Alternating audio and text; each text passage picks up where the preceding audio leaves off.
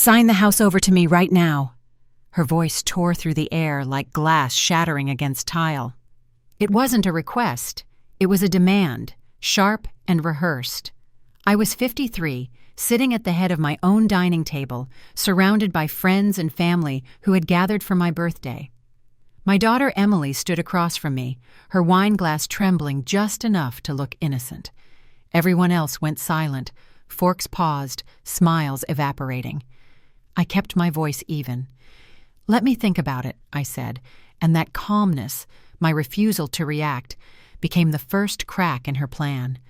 The candles burned low, dripping wax over the cake she'd ordered herself. The scent of roasted lamb and vanilla frosting mixed with the faint hum of polite laughter that struggled to return. For a few minutes, warmth covered the tension like a thin blanket. My sister poured more wine, my grandson asked for another slice, and I smiled as though the room hadn't just turned on its axis. The flicker of candlelight danced over Emily's face. Her eyes didn't match her smile. That was when I first understood. This wasn't sudden. She'd been waiting for this moment. I watched her slip her phone beside her plate, screen glowing faintly under the tablecloth. Others followed. Guests leaned subtly, pretending to check messages but angling their cameras instead. The betrayal was quiet, practiced. "You can't take it with you, Mom," Emily said softly, her voice sweetened for the crowd. "Why not make things easier for everyone?" "Easier for who?" I asked. She laughed lightly. The sound was false, almost rehearsed. I noticed her husband glance toward the sideboard, where I kept the house documents in a carved wooden box. It struck me then, she'd brought them here herself earlier. Money had always been our shadow language. After my husband died, I paid the mortgage, cleared the loans, rebuilt the savings he'd lost. Emily called it obsession. I called it survival. She never forgave me for refusing to finance her new salon last year. The $80,000 debt she'd hidden under a fake investor name had nearly ruined her marriage. I covered the interest once to protect her credit, but she learned the wrong lesson, that my help was endless. I cut the cake with steady hands. "To family," I said, smiling at the guests. A few clapped. Emily's husband looked at her as if to ask if they should keep pushing. She shook her head faintly, lips pressed tight. Something passed between them, a signal I didn't yet understand. By 9, the plates were cleared. The candles had melted into pools of wax. I walked to the kitchen, rinsed a few glasses, and tried to breathe. The house felt different now, too still. My pulse slowed only when the doorbell rang. It was strange, that sound. Ordinary, yet heavy. Everyone turned toward the hallway. Emily's expression shifted, surprise mixed with something else. I wiped my hands on a towel and walked toward the door. "Mom, leave it," she said quickly, almost panicked. I didn't stop. The bell rang again, 2 short chimes. I opened the door, and the cool night air brushed my face. A man stood there, holding a sealed envelope. His tone was polite. "Ma'am, I'm here for the transfer documents." Behind me, someone gasped. Emily's husband rose halfway from his chair. I took the envelope without a word. My name was printed on it in perfect script, but I hadn't written it. The guests shifted awkwardly, murmuring goodbyes, pretending not to see. Emily stepped forward, cheeks flushed. "There must be a mistake," she said too fast. But her eyes told another story. Fear, calculation, realization that something had gone wrong. I closed the door slowly and turned to her. "You said you wanted me to sign something," I murmured. "Maybe I already did." She stared at me, lips parting, waiting for an explanation that wouldn't come. The air in the room thickened, everyone pretending not to watch. Somewhere in the distance, a car engine idled, then faded. I smiled, setting the envelope on the counter beside the half-empty wine bottle. "Didn't you hear the doorbell?" "Ma'am, I'm here for the transfer documents." The man's tone was polite, but something in his eyes made my heart clench. He held a sealed envelope and wore the calm of someone who'd done this many times before. I took it, hesitated at the doorway, and asked, "Who sent you?" He said a name I already knew too well. My daughter's. The morning light spread across the porch tiles, sharp and clean. The roses along the fence swayed gently in the breeze, their scent almost mocking in its calm. I stood there for a moment, staring at the envelope, the official seal catching the light. It looked harmless, but inside I could feel the weight of something stolen. I opened it slowly. My name was printed neatly beside Emily's, both signed in blue ink, but I hadn't held a pen. My chest tightened. I ran my fingers over the paper. It felt smooth, still warm from fresh handling. The edges were sharp, deliberate. Whoever had done this had taken their time.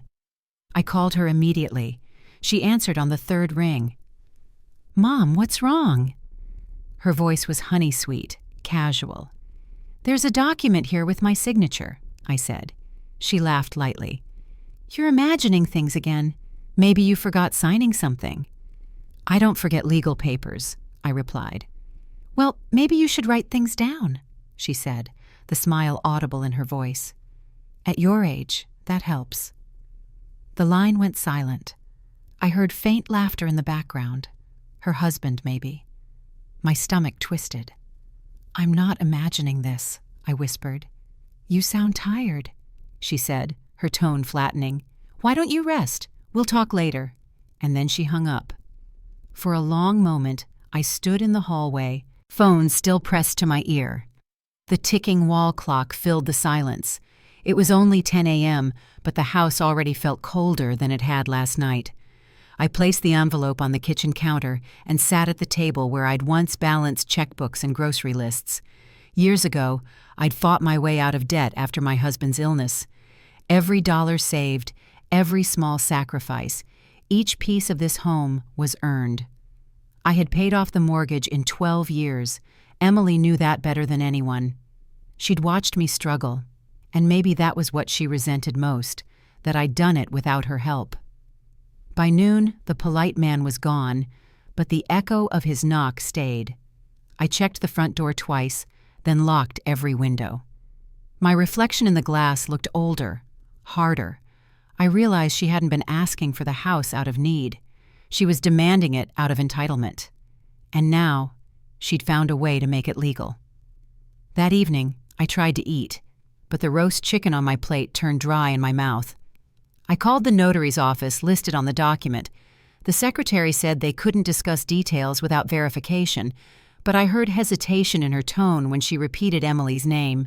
Something had been done behind my back, quietly and carefully. I replayed the dinner from the night before. Emily's hand had trembled only once, when she poured me wine. Her husband had smiled at her then, the kind of smile shared by people who know what's coming. It hit me that this wasn't sudden. It was planned, rehearsed, maybe even celebrated in private. The porch light flickered as dusk crept in. I stood there with the envelope still in my hand, its paper softening under my grip. The house that once felt safe now seemed full of ghosts, every wall holding memories of trust that no longer existed. That night, I moved my savings book and the small jewelry box into the locked cabinet beneath the stairs. My pulse slowed only when I heard the deadbolt click. I sat on the couch until past midnight, every creak of the floor sounding like footsteps that weren't mine. When dawn broke, the house smelled faintly of dust and stale perfume. I brewed coffee and watched the light crawl across the living room rug. The quiet should have comforted me, but it didn't. It only confirmed what I already knew. My daughter wasn't asking for my permission anymore. She was taking it piece by piece, paper by paper. I looked down at the envelope again. Her signature looped perfectly beside mine, the ink still clean and confident. She'd planned this long before I knew. "You went through my desk?" Her head turned fast, too calm, too confident. The drawer was half open, papers scattered like fallen cards. Emily smiled. "I was just looking for that old photo of Dad," she said, pretending innocence. My pulse quickened. That drawer hadn't been touched in months. The setting sun bled across the curtains, painting the room in tired gold. Dust floated lazily through the air, catching light as if time itself had slowed down to listen. I stepped closer, my hand resting on the edge of the desk. "You could have asked," I said quietly. She shrugged, her voice soft. "I didn't think you'd mind." I minded. After she left, I sat down and began sorting the papers. Bills, insurance letters, receipts, all there. Then I saw it. A withdrawal slip tucked between envelopes, the ink still fresh. My name, my signature, except I hadn't written it. The number hit me like a blow. $22,500 gone. Half my savings. At first I couldn't breathe. I double-checked my checkbook, my memory, everything. I called the bank. They confirmed it. The amount was transferred to a private account. I asked for the signature record. The manager hesitated, then said, "It matches the one on file, ma'am." I hung up, shaking. It was 7 p.m. when I sat back in the chair, staring at the withdrawal slip under the lamp's soft glow. The desk, once my place of order, now felt foreign, invaded. My reflection in the photo frame of my husband caught my eye. The glass bent my face slightly, making me look older, smaller. When she came by later that night, I confronted her. "You took my money." Her eyes widened in feigned confusion. "What are you talking about?" The bank confirmed it. Half my savings, gone. She gave a small laugh. "Mom, you've been under stress. You probably authorized it and forgot. You do forget things lately." "I don't forget my signature," I said sharply. "Then maybe someone else used your checkbook. You really should lock your desk," she replied. The casual cruelty in her voice made my stomach twist. That's when I realized she wasn't defending herself. She was rewriting me, turning my fear into her proof. "I've been helping you, Mom," she continued. "Do you know how embarrassing it is explaining to the bank that my mother's memory is slipping?" Her tone was sugar, her smile tight. Every word chipped at my sanity. I wanted to shout, but I stayed still. Let her believe I was weak. Let her feel in control. For now. When she left, I counted the cash I still had. Not much. I'd withdrawn $200 earlier in the week for groceries and utilities. I traced the rough edge of the old photo frame beside me, the same one she'd pretended to search for. Her fingerprints were on it. That detail, small but certain, became my anchor. At 9 p.m., the phone rang again. It was the bank manager, apologizing. "We'll investigate," he said, voice low, cautious. I knew what he meant. They'd try, but she'd already covered her tracks. I stared at the slip again. Her handwriting mimicked mine too perfectly. The loop of the M, the curve of the H. She'd practiced this. It wasn't spontaneous greed. It was preparation. Later, as the house fell quiet, I made tea and watched the clock tick toward midnight. The tea went cold before I could drink it. That's when the real horror sank in. It wasn't about the money. It was about erasure. She wasn't just stealing what I owned. She was stealing who I was. My phone buzzed with her message. "Love you, Mom. Hope you're resting." I deleted it. The night pressed heavy against the windows. In the faint reflection, I could see my own face staring back from the glass, layered over the empty space where she'd stood hours earlier. The silence in the room had a sound, an echo of betrayal that seemed to linger in the walls themselves. I whispered to no one. She was erasing me, one lie at a time. "It says I'm unfit to make decisions." The words came out flat, almost mechanical, as I stared at the paper she handed me. Emily stood there with arms folded, feigning sympathy. "Mom, it's not that serious," she said. "The doctor just thinks you need help managing things. It's for your own good."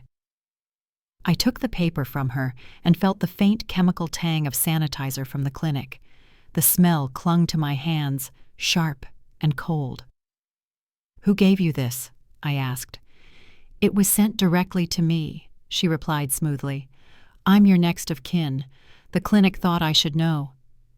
The logo on the letterhead was one I recognized. It was the same clinic where I'd gone for my checkup last spring. I traced the embossed seal with my thumb, feeling its slight indentation. The rest of the letter made my stomach twist. It claimed I was showing signs of progressive cognitive decline. False. I'd passed every test with perfect results. I remembered every number, every name, every question. "Emily," I said slowly. "Who wrote this?" "You sound paranoid," she answered, voice low and tired. "You've been forgetting appointments. You left the stove on last week." "That was once," I snapped. She sighed.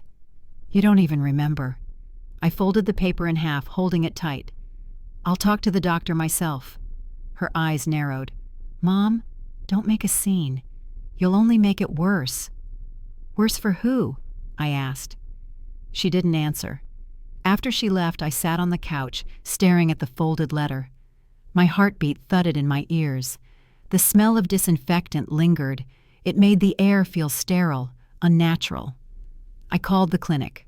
The receptionist hesitated before saying the doctor was unavailable. That pause told me everything. Someone had interfered. At 11 a.m. the next day, I went there in person. The waiting room was bright, walls lined with pale posters about memory loss and elder care. I showed the letter to the front desk nurse. Her expression flickered, a tiny flash of recognition she tried to hide. I asked for a copy of my file. "You'll need written authorization," she said softly. "I'm the patient," I replied. "I know," she whispered, "but it's been marked restricted." Behind the partition, I caught a glimpse of Emily's friend, Kara, the same woman who'd attended one of Emily's dinner parties last month. She worked here. She avoided my gaze, hurrying into an office. I walked out without another word. By noon, the sun burned down hard, and I could feel the anger rising under my skin. It wasn't just betrayal. It was calculation. She'd made me look unstable on paper, using the one thing society trusts more than truth, an official document. At home, I poured water into a glass and forced myself to think. My savings were tied to my name. If that note spread, the bank could freeze access, or worse, hand her control. The stakes had shifted from inheritance to power. My silence would cost me everything I'd built. The phone rang that afternoon. Emily's voice came through, gentle again. "I hope you're not upset. You know how doctors exaggerate." "Exaggerate?" I said quietly. "This isn't exaggeration. It's fraud." "Mom, please," she said. "You're overreacting. Just rest. Let me handle the details." "You've handled enough," I said, and hung up. By 6 p.m., I had already made my decision. I called the clinic again, but this time I asked for the administrative head. A man answered, brisk and formal. When I explained the letter, he fell silent. "That document isn't part of your official record," he finally said. "We'll look into it." His voice was careful, defensive. I knew that meant he'd found something wrong.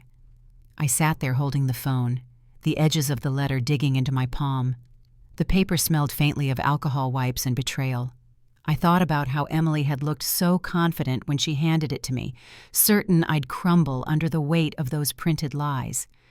But that night, as the sky darkened and the house fell quiet, a calm replaced the anger. I folded the letter once more, slipped it into a folder marked Insurance, and locked it inside the desk drawer. She thought this would break me, that I'd question my own mind. But I wasn't losing memory. I was gaining clarity. Then I decided she would regret underestimating me. "You kept secrets from your own daughter?" Her voice cracked with outrage as she stood in front of the open safe. Papers were scattered across the floor, my husband's name printed on every page. She held the trust file in both hands like it was evidence of some lifelong betrayal. "That was your father's estate plan," I said quietly. "It was meant to protect you and your daughter." "Protect me?" she spat. "You made a second beneficiary. Why wasn't I told?" The room smelled faintly of metal and dust. The old safe had been closed for years, its hinges stiff from disuse. I'd hidden the key in the desk drawer, beneath the receipts and check stubs. She must have searched everything. "It was your father's wish," I said. "He wanted to ensure your daughter had a safety net if anything happened to you." "You think I'd spend it all, don't you?" she said, shaking. "You've always believed I couldn't handle money."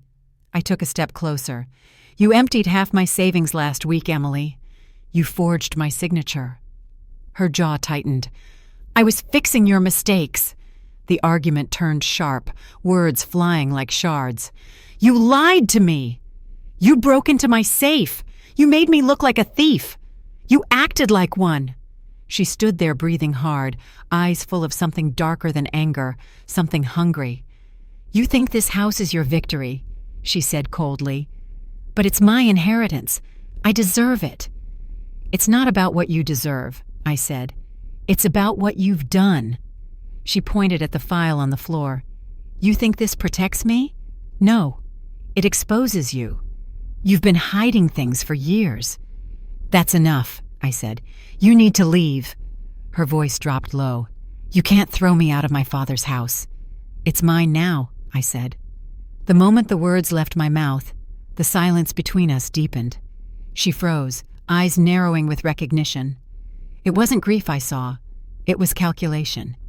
She bent down slowly, gathering the papers.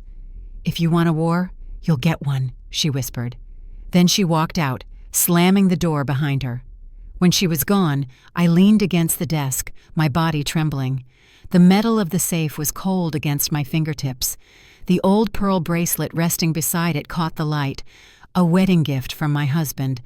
He'd told me once that pearls were formed from irritation, that beauty could come from pain.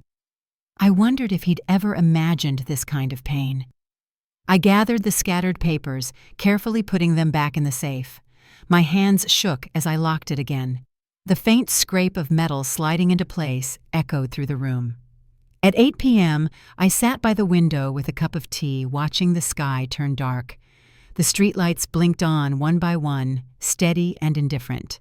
I could see her car parked across the street, engine running.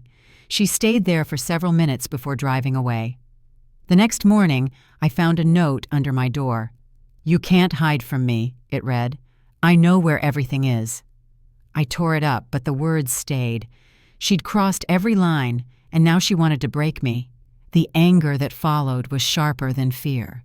She believed I was weak because I was her mother, but I was the one who had built everything she wanted to take. By noon, I called my lawyer. I explained what she'd done, every withdrawal, every forged signature. He listened quietly, then said, "We can secure your accounts, but you'll need to act fast." I agreed. "Do it today," I told him. That evening, I placed the safe key in an envelope and took it to the bank. I rented a small deposit box under my name alone. It cost a small annual fee, but the peace it bought felt priceless. When I left, I looked down at my empty hand where the key used to rest. For the first time in weeks, I felt something close to control. The house was silent when I returned. I touched the cold metal of the safe one last time before locking the study door. The air still smelled faintly of metal and dust, the memory of her rage lingering like static. Next time she entered my house, I wouldn't be alone. "Mom, I just want to talk." Her voice was soft, rehearsed, almost kind. She stood at the doorway holding a box of pastries, the same kind she used to bring on my birthday. For a moment, I almost believed her. I stepped aside and let her in. The house was quiet except for the ticking clock in the hallway. I set the kettle on and watched the steam rise, thin and steady. "Sit down," I said. She smiled like she'd already won. We sat across from each other at the kitchen table. I poured tea into the old floral cups I'd kept from my mother's set. My fingers brushed the recorder I'd placed beneath the tablecloth earlier that morning, its small red light hidden by the folds of fabric. She started gently, her tone soaked in regret. "I hate what's happened between us. I just want peace." "You could start by telling me the truth," I said. She hesitated, then sighed. "You've always been so dramatic. I was trying to protect you." "From what?" "From yourself," she said, stirring her tea slowly. "You've been confused. The doctor said—" "The doctor said nothing," I cut in. "You and your friend wrote those words." Her spoon hit the cup too hard. "I'm not your enemy," she said, her voice tightening. "But if you keep pushing me, you'll force me to act." I leaned back, letting the silence stretch. The faint hum of the fridge filled the space between us. "Act how?" I asked. "You know what happens when the court gets involved," she said quietly. "They'll take everything. The accounts, the house. You'll lose control." My hand tightened around the cup. "So that's what this is about. Control." She didn't deny it. Her lips pressed into a thin line. "I can't let you make decisions that ruin us all. If you just transfer the property now, we can move forward." "I'm not transferring anything," I said. Her face shifted. The softness cracked. "Then I'll make sure they lock you away," she said, the words like a blade, quiet, clean, deliberate. The recorder caught every syllable. I didn't move. I didn't even blink. "You really believe you can scare me?" I asked. "I don't have to," she said. "People already think you're unstable. You've given me all the proof I need." She stood up, leaving her untouched tea on the table. The cup still trembled slightly from where she'd set it down too hard. I watched her walk to the door, her coat brushing against the chair. "Goodbye, Mom," she said softly. "I hope you come to your senses." When the door clicked shut, the kitchen felt smaller. I sat there, staring at the half-empty cup, listening to the faint hum of the recorder still running. The house smelled faintly of brewed tea and something else, an echo of manipulation that clung to the air long after she'd gone. I played back the recording once, hearing her words in that same calm, poisonous tone. "They'll lock you away." By the next morning, I took the recorder to my lawyer's office. He listened without interrupting. When it ended, he exhaled slowly. "This changes everything," he said. "I know," I replied.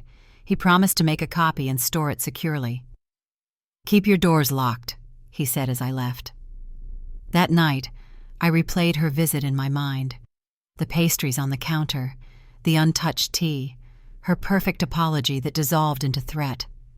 Every detail confirmed what I already knew. She hadn't come for peace. She'd come for power. I poured the cold tea down the sink and placed the recorder back inside the drawer. For the first time, I didn't feel like the victim. For the first time, I had proof. "Mrs. Harris, did you approve this transfer?" The voice on the line was calm but firm.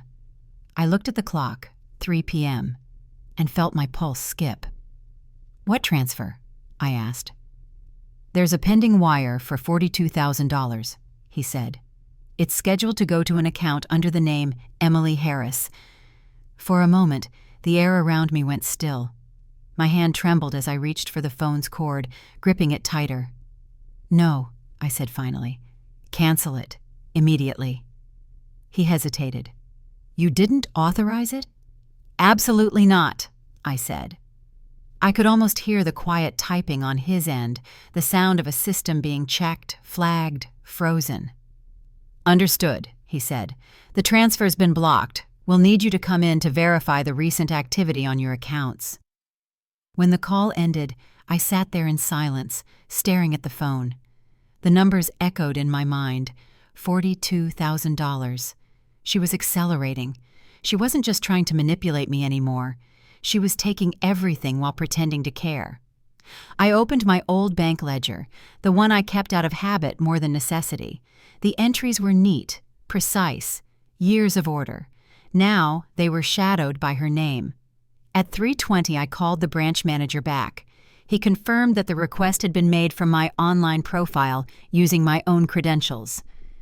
"We detected an unfamiliar IP address," he explained. "That's why it flagged." I asked him where it originated. He paused before saying, "Local." Local. That meant her. She was sitting somewhere nearby, maybe even in her car again, trying to drain my life savings. That night, I went through every document in the house. Old passbooks, insurance policies, account summaries. The list of joint assets was shorter than I remembered. She'd already rerouted one of the smaller investment accounts last month. I hadn't noticed because I'd trusted her with the password after her father died. My chest felt tight, but my mind was sharp. Every attempt she made was another clue. Panic leaves fingerprints. I drove to the bank the next morning. The same manager who'd called greeted me in his office, a thin folder in his hands. "We've printed the authorization record," he said. You'll need to confirm the signature." I took the page from him. The signature looked almost identical to mine, but the curve of the H was off. Too neat. Too deliberate. "That's not mine," I said. He nodded. "We'll attach this to your fraud report. You should consider changing your account access and adding secondary verification." "I already have," I said. I'd stayed up past midnight resetting every password I owned. He leaned forward slightly. "Do you want to file formal charges?" The question hung in the air. For a long time I didn't answer. I wasn't ready to make her a criminal in the eyes of the law, not yet, but I was done being her victim. "Not today," I said. "But please keep the record." As I left the bank, I noticed my reflection in the glass door. Tired, older, but unbroken. There was a strength I hadn't seen in months. When I got home, the answering machine light was blinking. Her voice filled the room, smooth and casual. "Hey, Mom, just checking in. Hope you're okay. Love you." The hypocrisy made my stomach turn. I picked up the phone and pressed play again, just to listen to the exact tone of her voice, the way she said, "love you," like it was punctuation for deceit. That afternoon, I gathered all the recent documents, including the printout from the bank. I placed them neatly in a folder labeled Evidence. Then I wrote a short note on top. "Unauthorized activity reported. Emily Harris recipient." The air outside grew heavy as dusk settled. Somewhere beyond the window, a clock ticked steadily, marking time I refused to waste. Her greed had finally left fingerprints.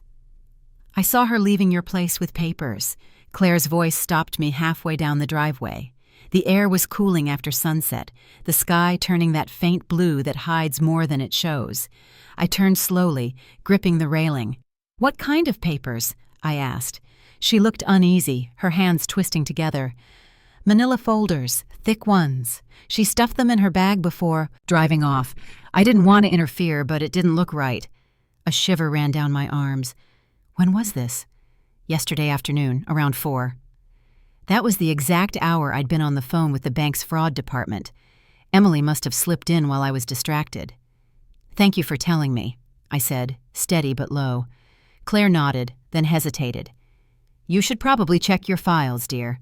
She looked angry. When I went back inside, the house felt stripped of warmth. The cabinet drawers in my office were slightly off alignment. I pulled one open. The trust binder was gone. The papers inside had been rearranged, the tabs pulled out of order. My pulse steadied not with fear this time, but with clarity. She was escalating because she knew I had her recorded.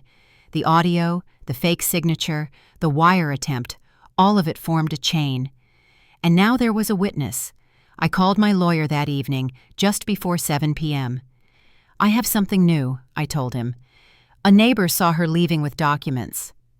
He asked me to email a written statement from Claire and attach the other files. When I hung up, I sat at the kitchen table beside the window. The porch light flickered against the fence, a weak halo cutting through the dark. I started writing down every detail Claire had told me. The handwriting steadied with each line. "She won't stop," I murmured. "Not until she's exposed." The next morning, I found a small note in my mailbox. It was from Claire, folded neatly inside a grocery flyer. I wrote down what I saw, just in case, it said. Her signature was at the bottom. I placed it in the same folder that held the audio copy and the forged authorization form. My lawyer called later that afternoon. "This strengthens your position," he said. "We can now establish intent. I'll contact the estate's legal custodian tomorrow." "Good," I said. "Let her explain it under oath." That night, I stood outside for a long while. The neighborhood was quiet, except for a dog barking somewhere down the block. I watched the faint glow of the street lamp stretch across the fence, the same fence Emily had leaned on as a child, waiting for her father to come home. I thought about how many times I'd forgiven her, how often I'd excused her cruelty as grief. Not anymore. Every gesture had been strategy, every apology, bait. When the clock struck 9, I went inside and pulled the blinds. There would be no more open doors. The next morning, a letter arrived from the bank confirming the fraud freeze. The balance line read clean again.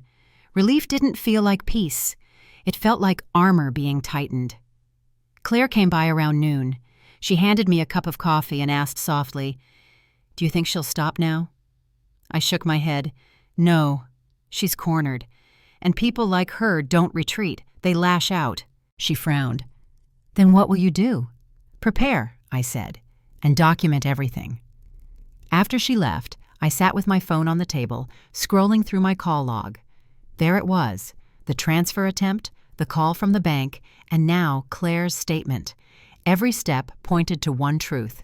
Emily had crossed from manipulation into crime. I emailed the files again to my lawyer, this time with a single line beneath them. "This is her pattern. I won't stay silent anymore." By evening, I stood by the mailbox again, the faint hum of the city fading into quiet. The porch light flickered once, steadying after a moment, like a pulse returning after shock. Now she would feel cornered. "You turned my family against me?" The words left my mouth before I could stop them. She didn't flinch. She just smiled, small and cold. "They needed to know the truth," she said. That morning, she'd invited everyone to what she called a family lunch. I didn't go. I'd learned by then that her invitations were traps wrapped in politeness. By evening, my phone began to buzz, one message after another. Cousins, nieces, her friends, none from me, but all about me, screenshots. She'd circulated a string of texts claiming they were mine, messages that made me sound lost, paranoid, unstable. "Mom doesn't remember signing the property documents," one read. "She's mixing up dates again." I hadn't written a single word of it, but the phrasing, the little pauses, the way she mimicked my tone, felt chillingly close. By 7 p.m., the silence began. Calls that usually came around dinner didn't. The family group chat, once full of birthday wishes and recipes, went quiet the moment I entered. That's when I realized she wasn't just taking money anymore. She was taking my credibility. I printed the screenshots the next morning. I'd already learned not to rely on digital evidence alone. The pages came out warm from the printer, the ink still smelling faintly sharp. Each line looked like an accusation aimed directly at me. Later that day, Claire dropped by again. "I saw Emily's car parked outside your sister's place," she said softly. "She's making her rounds." I nodded. "I know, she's rewriting the story." Claire hesitated. "People believe what they hear first." I looked at the family photo hanging by the stairs. Our last Christmas together, before her father passed. Emily stood beside me, smiling for the camera. If anyone compared that face to her messages now, they'd never see the same person. At noon, I called my lawyer. "They've started spreading rumors," I said. "Do I respond?" "No," he replied. "Let her think you're cornered. Silence makes her bold. And bold people make mistakes." That night, I sat in the kitchen, staring at my phone. The message tone, a soft chime, rang again and again, but every time it was another reminder of how far the rot had spread. One cousin wrote, "Maybe you should rest, Aunt. Stress does strange things." Another, "We just want what's best for everyone."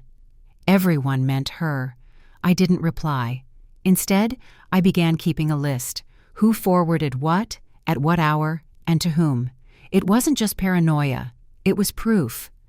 I knew that when truth finally surfaced, every small timestamp would matter. At 9:30, Claire sent me a screenshot of her own. Emily had written in the group chat, "I'll handle Mom's affairs until she's better." The arrogance was right there in plain sight.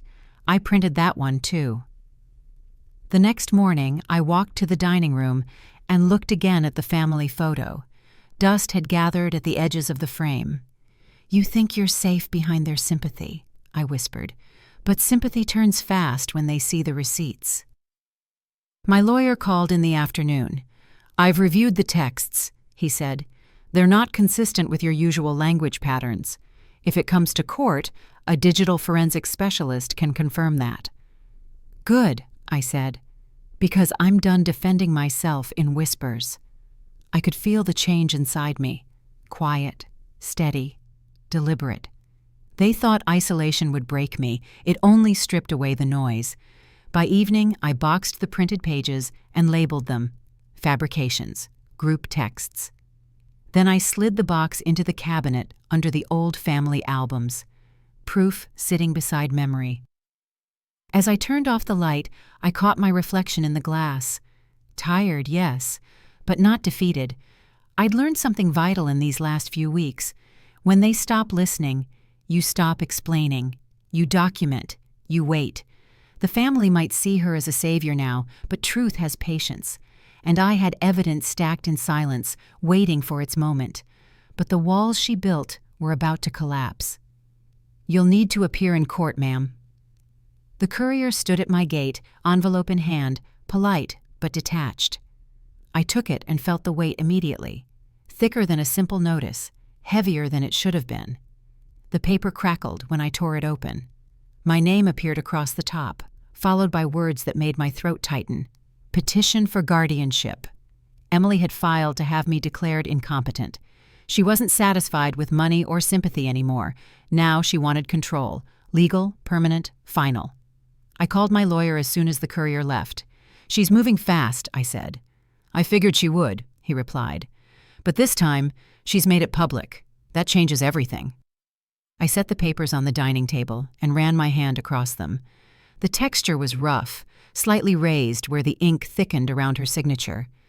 My hands were steady, but my pulse wasn't.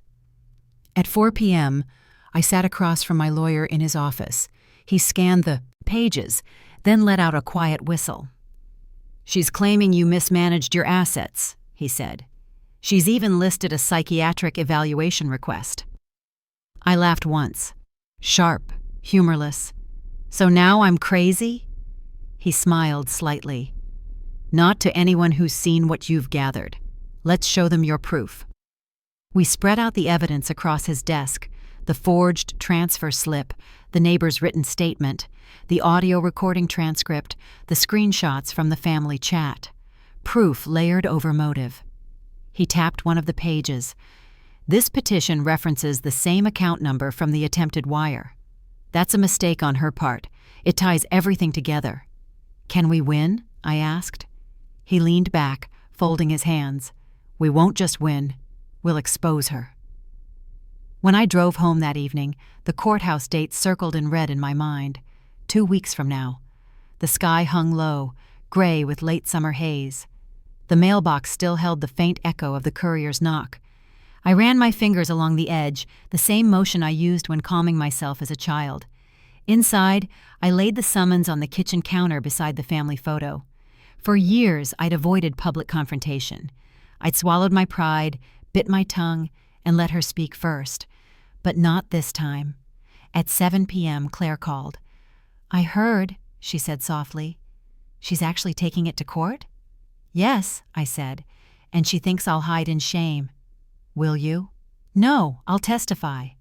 There was a pause. "Then she's already lost." That night, I couldn't sleep. The sound of a clock ticking in the hall reminded me that time was finally moving in my favor. I imagined the courthouse steps, the cool stone beneath my shoes, the echo of voices in the corridor. The thought terrified me, but it also steadied something inside. The next morning, I went through my files one last time. Every receipt, every note, every printout was arranged in perfect order. Years of diligence now served as my shield. I called my lawyer again. "If they question my finances," I said, "I'll show the investment records from before Emily even joined the accounts.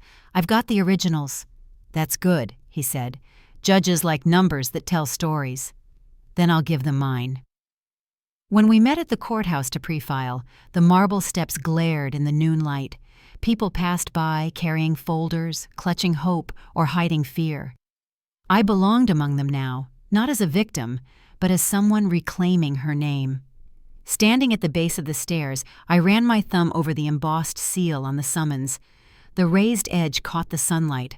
I thought about all the signatures she'd forged, all the words she'd twisted, and how this single sheet might be the last one she'd ever file against me. My lawyer glanced at me. "You ready?" "Yes." I said, completely. He smiled. Then let's walk in. For the first time in months, I felt both terrified and free. My fear had a place to go now, a courtroom where truth had a microphone. She wanted my silence. She'd get my testimony. Play the recording, please. The courtroom went still. Even the faint hum of the air conditioner seemed to vanish. My lawyer nodded toward the clerk, who pressed the button. The first crackle of sound filled the room, followed by her voice, sharp, familiar, and dripping with the tone I'd once mistaken for love. If you don't transfer it, I'll make sure they lock you away. The words echoed against the wood-paneled walls. Each syllable landed heavier than the last. I didn't look at her. I didn't need to. I could feel her shifting in her seat across the aisle. Her lawyer's pen stopped moving. The judge's eyes flicked from the speakers to Emily, then to me. No one spoke. For 30 seconds, the courtroom was a vacuum of sound and judgment. The next part of the recording played, her attempt at control disguised as care. You know, I only want what's best for you, Mom. You're not thinking straight anymore. That voice had once ruled every family conversation. I remembered it at holidays, at funerals, in the kitchen after midnight when she'd make tea to calm me before another argument. The same tone she used to soothe, now revealed as manipulation. My lawyer paused the playback halfway through. Your Honor, this was recorded during what the defendant described as a reconciliation visit. The judge nodded slowly. And you confirm the authenticity? Yes, Your Honor, verified by audio forensics last week. I watched Emily's lawyer whisper something in her ear. She didn't look back. Her hands were clenched in her lap, knuckles white. When the judge motioned to resume, the next line broke whatever silence remained. If I can't control it, I'll destroy it. A murmur swept through the benches behind me. The bailiff raised a hand for quiet. I kept my gaze fixed on the table before me, the court microphone resting between folded papers, catching every breath. When the playback ended, the judge leaned forward. Mrs. Harris, do you have anything else you wish to submit? I stood. My knees felt heavy, but my voice didn't shake. Only this, I said. I forgive her, but not her greed. The words didn't come from anger. They came from exhaustion. Years of defending what should never have needed defense. My sanity, my worth, my right to live without being rewritten. Emily's lawyer stood, face pale. Your Honor, he began, but the judge lifted a hand. I've heard enough. He looked directly at Emily. The petition for guardianship is denied. The evidence demonstrates deliberate deception for financial gain. The court will refer this matter to the proper authorities for review. The sound of the gavel was sharp, final. One hit, then another, sealing the decision. I didn't move. I just watched as the truth settled in the room like dust after a storm. Claire was sitting behind me. She placed a hand on my shoulder and whispered, It's over. But I knew it wasn't over, not in the way people mean when they say that. You can't unhear a voice that once called you Mom turn into a weapon. You can't unsee the moment your child realizes she's lost control.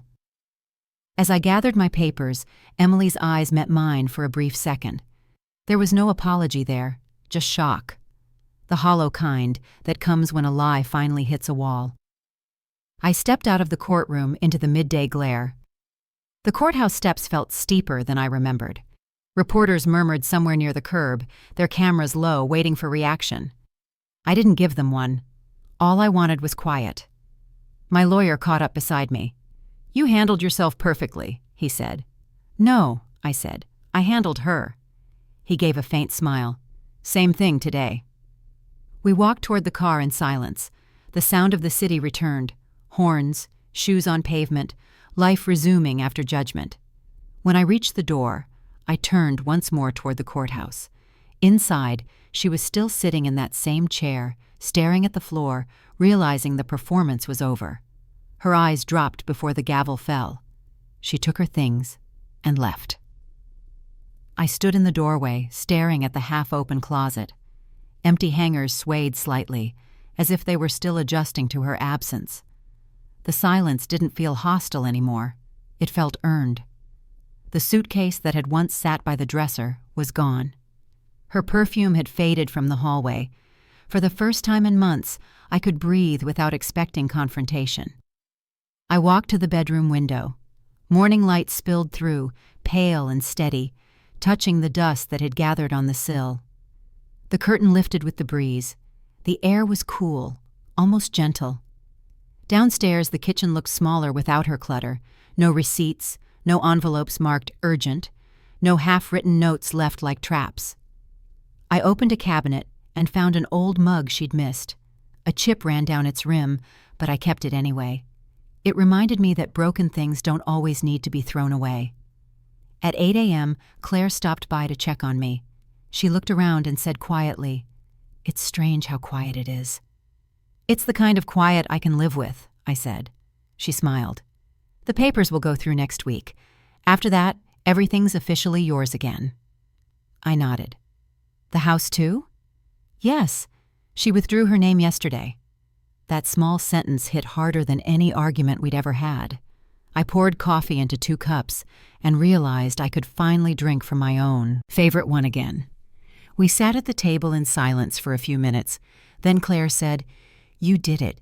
You stood your ground." "No," I said. "I just stopped surrendering."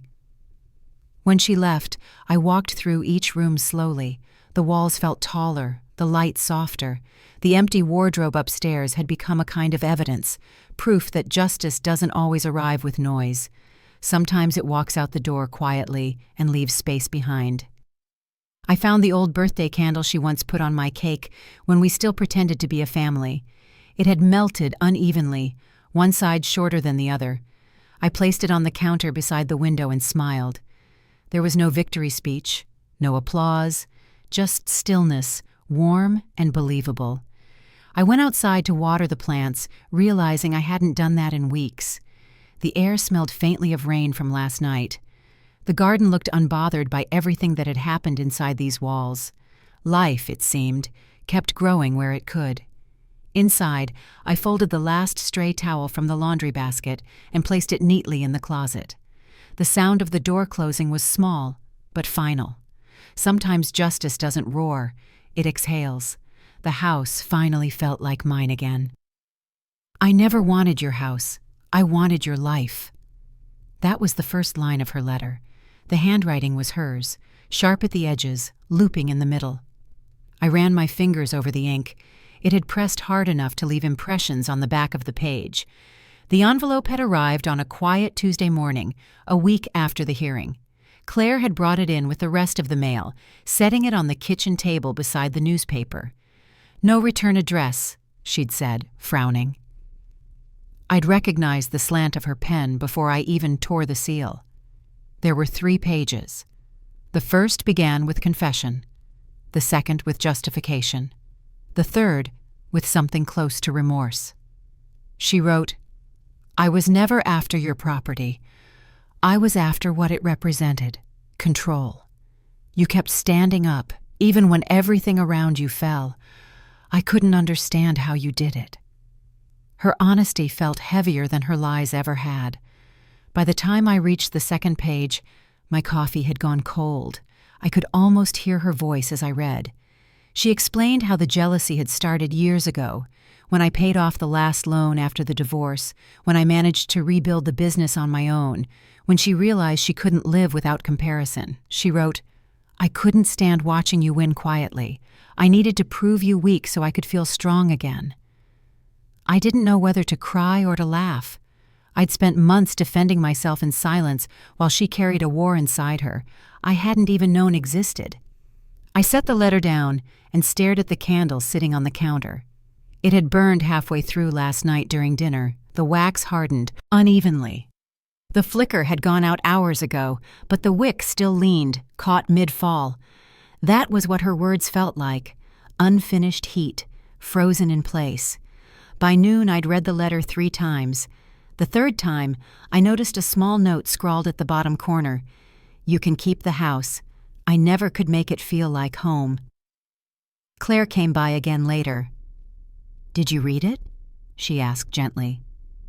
"Yes," I said. It's strange how she still wants to explain herself. "She's trying to reclaim dignity," Claire replied. "Even guilt wants an audience." I folded the letter carefully and placed it back in its envelope. "What do you think I should do with it?"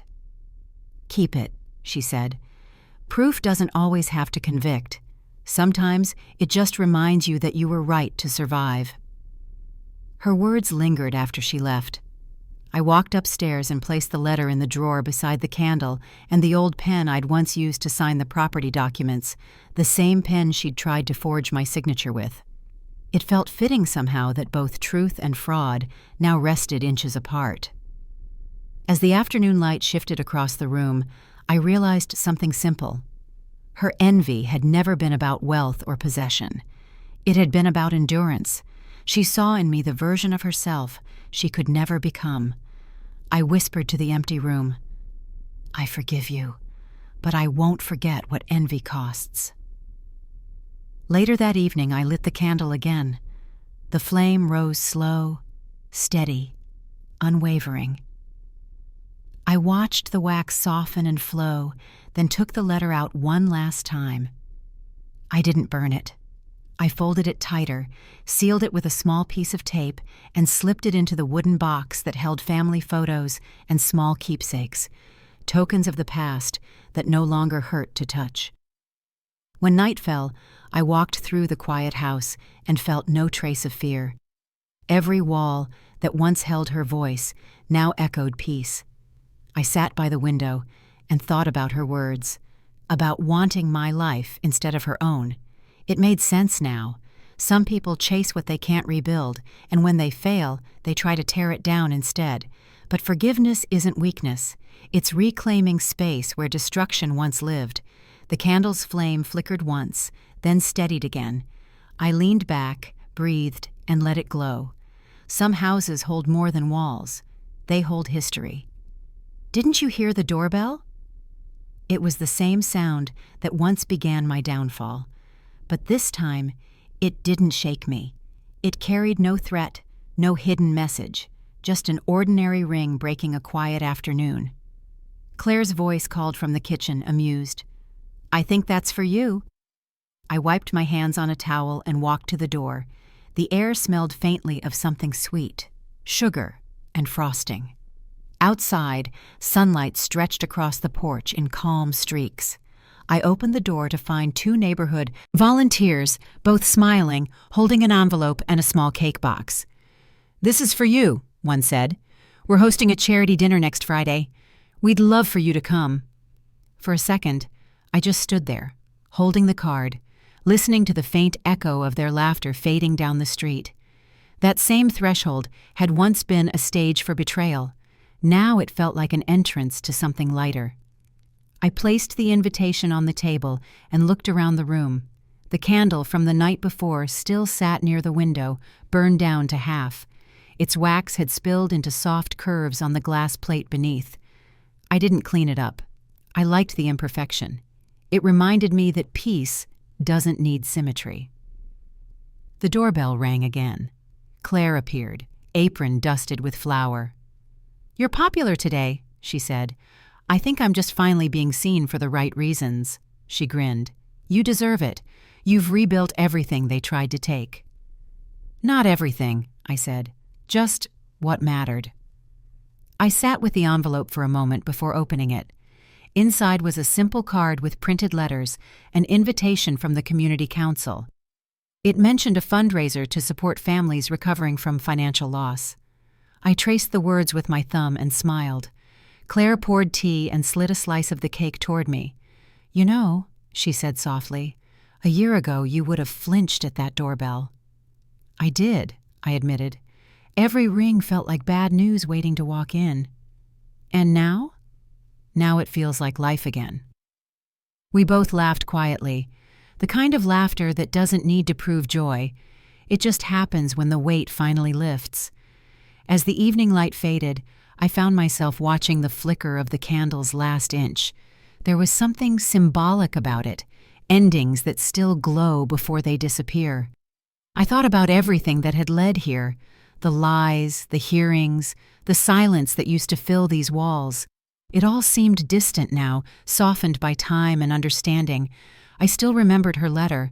I'd kept it sealed in the wooden box, tucked beside the pen and the candle stub. It wasn't forgiveness I sought anymore. It was closure, the kind that lets you live without looking over your shoulder. Later that night, around 7, I stood by the window and saw children running down the sidewalk, chasing each other with ribbons from the community center. The sound of their laughter carried across the street, free, unguarded, alive. For years I'd associated this house with pain, with proof, with survival. But now it was something else. A home again. A place where the clock didn't tick in fear, but in rhythm with the world outside. Claire called from the other room. "You're still coming next Friday, right?" "I wouldn't miss it," I said. "I think it's time I show up for something that isn't about defending myself." She smiled as she turned off the lights. The glow from the candles stretched just long enough to reach the doorway before it faded. I picked up the invitation once more, folded it neatly, and placed it beside the cake knife on the counter, the same one I'd used on that disastrous birthday night months ago. Only this time, the blade reflected nothing but light, the same sound, a different meaning. Did you enjoy this story? Tell me which city you're listening from. I read every comment. If the story touched you, you can support the channel with a super thanks so I can keep bringing more stories like this every day. Your encouragement really helps. I'd love to hear your thoughts and what moment stayed with you. On the screen, you can see 2 new life stories that I highly recommend. There's plenty more on the channel as well. Don't forget to subscribe and turn on notifications. See you in the next life story with respect and gratitude.